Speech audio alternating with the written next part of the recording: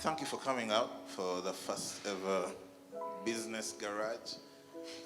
During the Business Garage, you will be featuring different businesses, and yours will be one of them, hopefully, soon.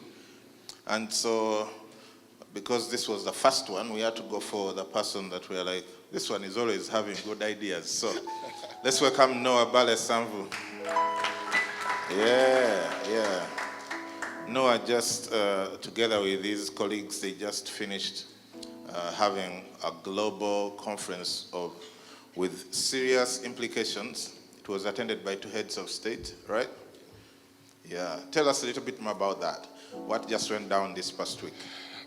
Good morning, Worship Harvest. Good morning, church. So this week we hosted the Africa Blockchain Conference.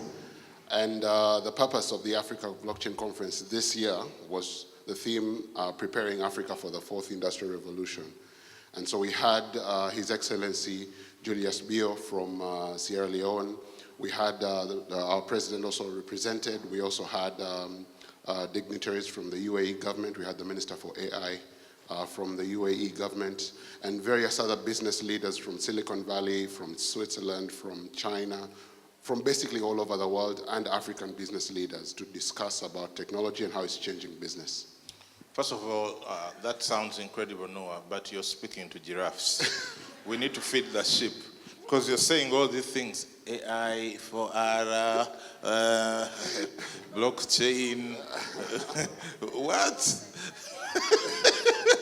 First, break it down. What's blockchain? Let's start with the basics. Let's start with blockchain. But let me attack Fourth Industrial Revolution, because blockchain is a component of Fourth Industrial Revolution. So Professor Klaus Schwab, who is the managing director of the World Economic Forum, at least there you know the World Economic Forum, yes. So he wrote a book describing the 4 industrial revolutions that have happened over time. The first being the advent of the steam engine. And those who are scholars of history, you'll know how that changed business. Because for the first time, people could trade over distances because of the steam train. They could mass produce things because of steam-powered production lines. The second industrial revolution was characterized by the invention of electricity. And that one, you can always tell, it lit up literally the world. And the third industrial revolution is the one we are living now, which is the advent of the internet. And we are now in a place where almost 90% of the world's value, economic value of the entire world, is hosted on the internet right now. And you can imagine how internet has shaped our lives today. So we are in the 4th industrial revolution right now, where we are seeing technologies that are going to blur the lines between man and machine. So you have things like artificial intelligence, which is AI. You have blockchain, which I'll explain a bit later. And then you have things like big data, 5G. I mean, on the world stage right now, we are seeing an economic war based on a technology. That is the first time it has ever happened. And so 5G is putting America and China at loggerheads. So that's how important these new technologies are. You need to breathe? I need to breathe. Wow. Now, we are talking 5G, AI, 4th, the third was the internet. Yes. But some of our businesses are not yet on the internet. We haven't yet caught up to the 3rd industrial revolution. And for good measure, some of the villages where we come from, they haven't even yet caught up to the 2nd industrial revolution. There's no electricity there. So, but we are talking 5G. So it's going to take us some time to absorb some of the things, right? Yes. But now let's go a little bit deeper into the 4th industrial revolution. Thank you, first of all, for painting a good picture of why it is the 4th. Yes. And what happened with the 1st, 2nd, and 3rd. Because for the first time, I'm also now starting to understand it. Yes. Now, tell us a little bit more about the 4th industrial revolution. What are the major components before we go into how they are going to change our lives, whether we like it or not? Okay. So I just want to make an observation. The world is not going to wait for everyone to catch up. Because remember, value moved from the traditional business as we knew it, from banks, and went to the internet. And there's an interesting picture. If you Google, you'll find it. The top 10 biggest companies in 2008, and the top 10 biggest companies in 2018. In 2008, it was characterized, in the top 10, there were oil companies, banks, and one tech company, Microsoft, in the world's top 10. In 2018, you have 7 internet companies.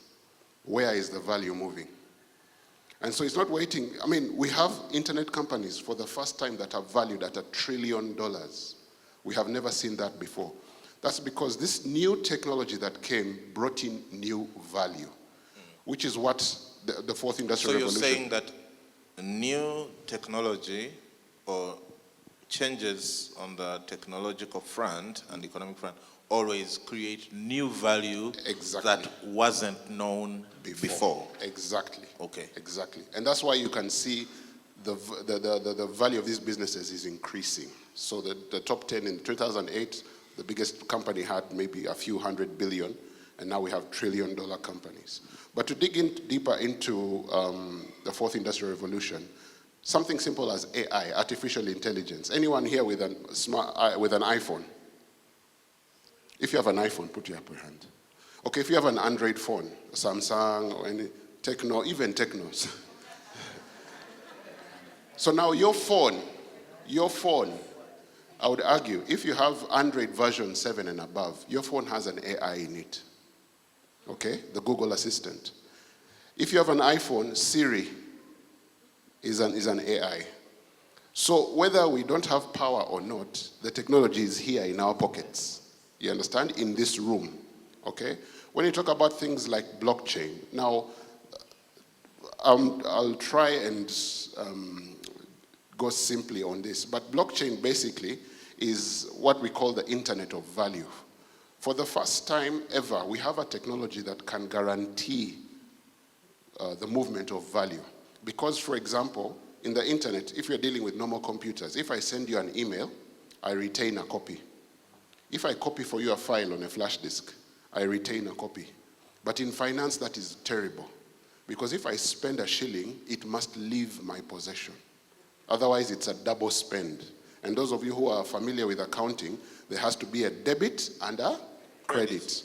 Now, all the systems we have developed, Visa, MasterCard, PayPal, are built to ensure that there is authenticity in debit and credit. That's what they are doing. They're just solving a problem of double spend. But blockchain brings a technology that does it automatically. For the first time, we are able to guarantee an exchange of value electronically. Because in the physical world, it's easy. If I have my phone, you will see me. If I give it to Mose, it has left my possession and gone to Moses' possession, right? In the physical world, it's easy.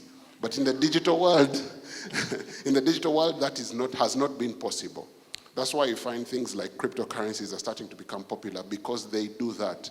A cryptocurrency guarantees digital uniqueness, meaning that if it leaves my possession, the technology guarantees that it is received by the receiving party without a copy remaining with me. But we can go deeper into that later. Wow. So when we hear blockchain, most of us, the quickest interpretation is cryptocurrencies. Yes. And of course, many of us have stayed away from them because of their volatility. Yes. So the only thing we what in the news that we can relate to blockchain is cryptocurrencies, yes. The biggest of which is Bitcoin. Yes. And there are some Bitcoin smiling faces here, and there are some Bitcoin heartbreaks here. So let's go deeper with blockchain. Just blockchain, help us understand what else is there apart from cryptocurrencies. Okay. So cryptocurrencies were the firstborn of the blockchain. Just like email was the firstborn of the internet. And just if you look at the history of the internet, you will also see the history of blockchain playing out before your eyes. Because sometimes, when the internet was in its infancy, maybe we were young or we were not exposed. But the internet went through the same curve. It had its scammers. Those were the first people. So you remember the dot-com bust? Exactly. That's what happened. People were scamming around internet, saying internet this, internet that. But then there was a dot-com bust in 1999. But guess what? Look at where we are now. And so every new technology has its cycles because there's a learning curve. Not the majority do not understand the technology, so the scammers come in to. Well, that's why in some circles cryptocurrencies are a bad word. But if we put that on the side, other things that are going to be changed by blockchain, because remember it is the technology of trust, technology of guaranteeing value, intellectual property. We are musicians here at Worship Harvest. One of the things that artists suffer from is piracy, because there is no way to guarantee digital uniqueness. Someone just simply makes a copy of your song and shares it, and you lose out on that value. On the blockchain, that value is guaranteed. So every time your music is shared, you get the value. That's one area. Another area is land titles. How many of you know that having multiple copies of the same land title is bad? Yeah. Okay. Yeah. So very bad. Very bad. So here we have a technology that can digitally guarantee the uniqueness of your land title. Drugs. We are suffering from fake drugs that come into the country. Actually, it's argued that over 60% of the drugs that come into Uganda, are either adulterated or are fake. Now, you have a technology that can guarantee the uniqueness of the drug right from its manufacturing plant all the way to the pharmacy that you're picking it from. You simply scan and you can view its entire history. These are also some of the possibilities that are opened up by blockchain. And we are just scratching the surface. As you're seeing, there are traditional problems that can be solved using blockchain, but there are new opportunities that blockchain unlocks when we move forward. If you want to hear more of that, meet Noah at the coffee table. I think we have coffee today and tea. We thought people are coming early, really, they don't need soda. So there will be some coffee and tea, and Noah should be able to explain that. Take his number, disturb him until we all understand what this thing is. So, you operate with a company, a business that does this. What's it called and what do you do? So, we founded a company called Crypto Savannah. And Crypto Savannah does three things. We train blockchain developers because we're seeing that the world's value is going to go over to the blockchain. There's a World Economic Forum report that says up to 60% of the internet value is going to shift towards blockchain in the next 20 to 30 years. And so we are preparing for that. That means there's going to be a need for people who understand blockchain and can build solutions on the blockchain. So we train blockchain developers. Number two, we build blockchains ourselves. So we have technical capacity within Crypto Savannah to come into your business, analyze and see what the bottlenecks are and what unique challenges can be met and solved by a blockchain and build that out for you. And then finally, we also advise. We have an advisory arm which talks to governments, businesses, development organizations, and any other person or individual who wants to know more about blockchain and how it will affect their business. For example, we had a conversation with a leading supermarket on how these new technologies are going to affect their business, change in user patterns. All those things are calculated into how your business adopts these new technologies, and not just limited to blockchain, but to the greater fourth industrial revolution technologies. So that's what we do at Crypto Savannah. We basically help governments, businesses, and individuals understand these technologies, take advantage of them, and now more importantly, lead. Because a very key thing is that the entire world is at the starting line. The internet, we missed that wave as Africa. But now we have the opportunity to compete at a global scale because everyone is trying to understand this technology, and we have the unique demographics, we have a number of things that are unique to us as Africans that can allow us to leapfrog the same way we did with mobile technology. Yeah.